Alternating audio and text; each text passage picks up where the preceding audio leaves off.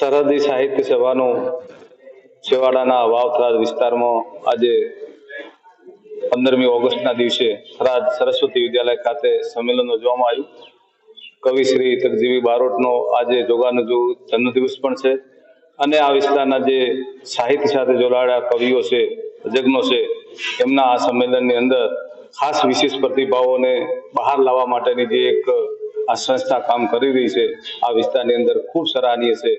નવા યુગતા જે કવિઓ છે, લેખકો છે, એમણે ખૂબ ઉત્સાહપૂર્વક ભાગ લીધો અને આ વિસ્તારના કવિઓની સરસ મજાનું એક સંમેલન આજે થરાદ ખાતે યોજાયું.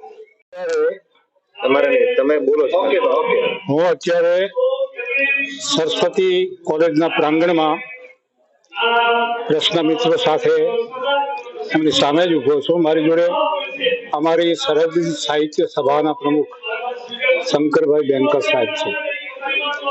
આ પ્રદેશની અંદર માણસો સાહિત્યથી નિકટ આવે, સાહિત્યનો પ્રચાર ને પ્રસાર થાય, એટલે આ અમારું જે ટ્રસ્ટ છે સરહદી સાહિત્ય સભા, એ વર્ષમાં અનેકવિધ કાર્યક્રમો રાખે છે, પ્રવૃત્તિઓ કરે છે અને કોલેજના અને 10, 11 કે 12ના છોકરાને સાહિત્યિક પ્રવૃત્તિઓ સાથે કેવી રીતે જોડવા, એના માટે પણ અમે હરઘડી તત્પર રહીએ છીએ.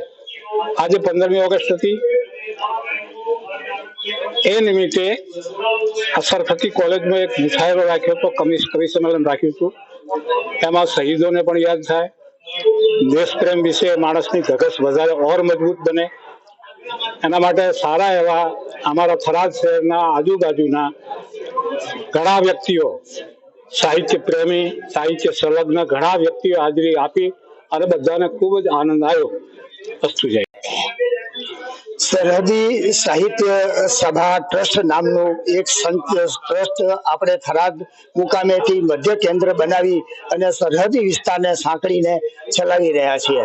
સરહદી સાહિત્યની અંદર થરાદ, વાવ અને સરહદ વિસ્તારમાં રહેતા તમામ સભ્યો અને જેની કર્મભૂમિ થરાદ છે એ એના સભ્ય બની શકે છે.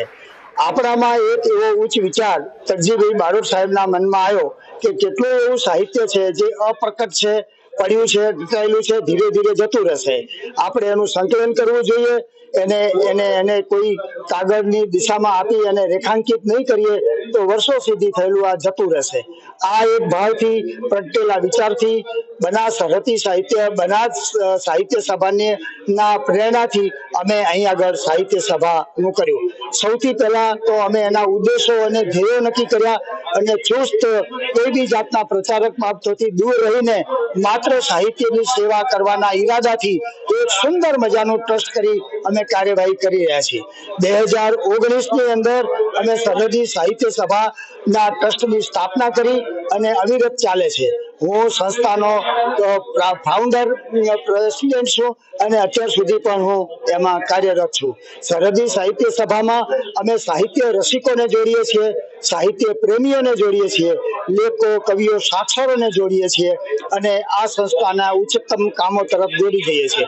સાહિત્યને પ્રેરણા આપતા અને વક્તવ્ય કરતા ગુજરાતના શ્રેષ્ઠ કવિ સાહિત્યકારોને અમે નિમંત્રિત કરીએ છીએ અને આપણા સરહદી સાહિત્યના સભ્યોને અને અહીંની નગર જનતાની સામે આપણે મોટા પ્રોગ્રામો પણ રજૂ કરીએ છીએ. આ રીતે આપણી અવિરત યાત્રા ચાલુ છે અને ટૂંક સમયમાં આપણે શાહબુદ્દીન રાઠોડ સાહેબને પણ આમંત્રિત કરી રહ્યા છીએ અને થરાદ નગરની અંદર પણ સરહદી સાહિત્ય ટ્રસ્ટના નેજા નીચે સુંદર પ્રોગ્રામ કરવા જઈ રહ્યા છીએ. અમને ખૂબ શિવ ફાળો મળી રહ્યો છે, લોકોનો ખૂબ ઉત્સાહ છે અને એ રીતે ધીરે ધીરે સંસ્થા પણ એક વટવૃક્ષનું સ્વરૂપ ધારણ કરી રહી છે. પણ તટસ્થ ગુણો સાથે સાહિત્યમાં રસ ધરાવતા વ્યક્તિઓને નિમંત્રિત કરવા, એને જ રાખવા અને એને ઊંચાઈ પ્રદાન થતી રહે, સાહિત્યકારો પ્રોત્સાહિત થાય, નવું લખી શકે, એને પ્રેરણા મળે. એમને જો કોઈ ફંડ ફાળો બીજી રીતે એમને પુસ્તકોમાં કે પ્રકાશિત કરવામાં થાય તો એ પણ કરવું. આ રીતે ખૂબ ઉચ્ચ ભાવ સાથે અમે કાર્ય કરી રહ્યા છીએ.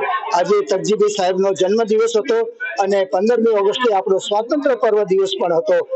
એ રીતે બંનેને નિમિત્તમાં બનાવી અને કવિ સંમેલન યોજ્યું, જે ખૂબ હર્ષ, પ્રેમ અને ઉત્સાહ સાથે હવે સંપન્ન થયું છે અને વળી ટૂંક સમયમાં અમે નવો પ્રોગ્રામ આપવા જશું.